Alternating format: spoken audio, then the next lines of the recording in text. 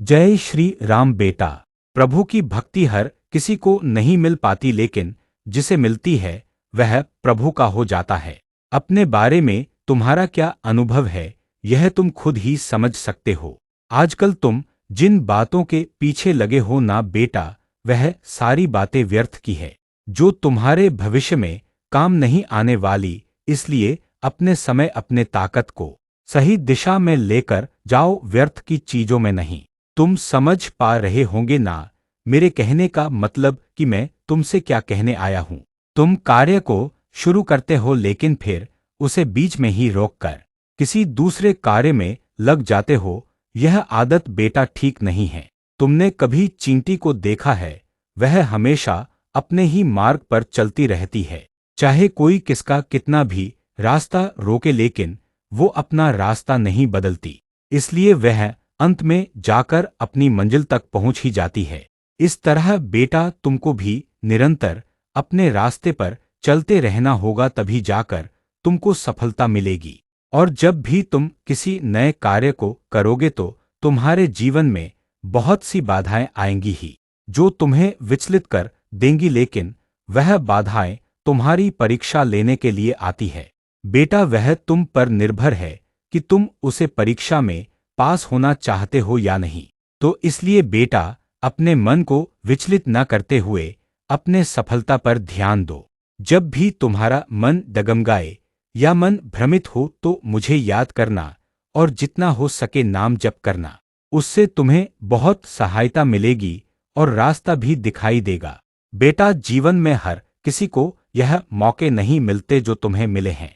हर किसी के सिर पर प्रभु का हाथ नहीं होता जो तुम्हारे ऊपर है।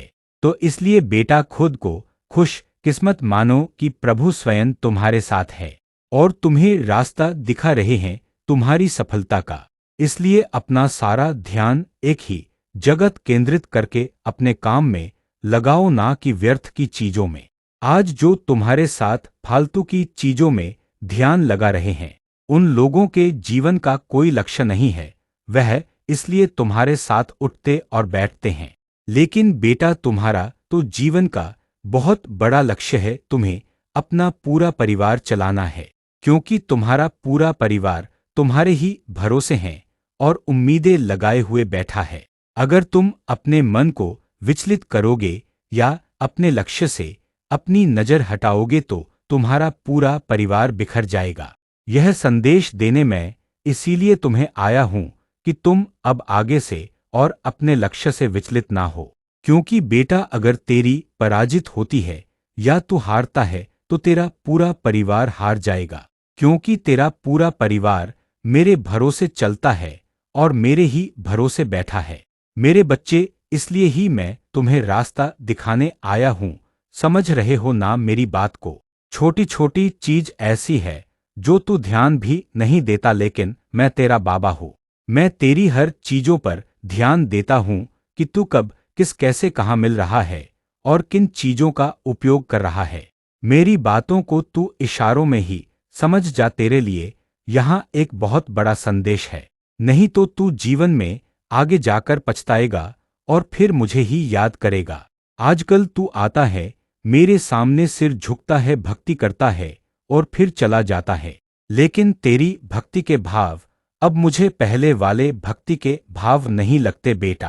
क्यों तू अपनी सभी अच्छी आदतों को खराब कर रहा है? तेरा जीवन बहुत अच्छी तरह से चल रहा था, क्यों तू उसे बिगड़ने पर तुला हुआ है? अपने सारी चीजों को अच्छे से समेट और फिर जीवन में आगे बढ़। यह जो लोग है यह 4 दिन के लिए तेरे साथ है, लेकिन यदि अगर कभी तेरे जीवन में कोई समस्या आएगी ना तो यह 4 लोग 4 दिन भी तेरा साथ नहीं देंगे। अंत में साथ मैं ही दूंगा। और तेरी भक्ति तो इसलिए अपने भक्ति से अपना ध्यान को मत भटका। अपने अच्छे खासे ज्ञान को अपने लक्ष्य और भक्ति पर ही लगा। प्रभु जी हर परिस्थिति में तेरे साथ खड़े रहे हैं और हमेशा रहेंगे, लेकिन उनके लिए तुझे भी तो अपनी भक्त उन्हें दिखानी पड़ेगी ना। लेकिन धीरे धीरे मुझे ऐसा लग रहा है कि तेरी भक्ति तेरे जीवन से खत्म होती जा रही है। ऐसा अनर्थ होने से रोक ले बेटा, नहीं तो भारी नुकसान तुझे ही अपने जीवन में उठाना पड़ेगा। मैं तुझे समझा सकता हूँ, आगे इस पर चलना न चलना तुझ पर निर्भर है। तू मेरे मन के बहुत करीब है, इसीलिए मैं तुझे यह संदेश देने के लिए आया हूँ। मेरी बातों को ध्यान से सुन और समझ। तुझे मुझसे प्रेम है, मेरी सच्ची भक्ति करी है तो तू मेरे कहे हुए इस संदेश को समझ पाएगा और उस पर काम करेगा। बाकी पिछली उन बातों को सोचकर खुद को मानसिक कष्ट मत देना, नहीं तो फिर तेरा ध्यान तेरे लक्ष्य से हटेगा। उन चीजों के लिए मैं तुझे माफ करता हूँ क्योंकि वो तुझसे गलती से हुई हैं।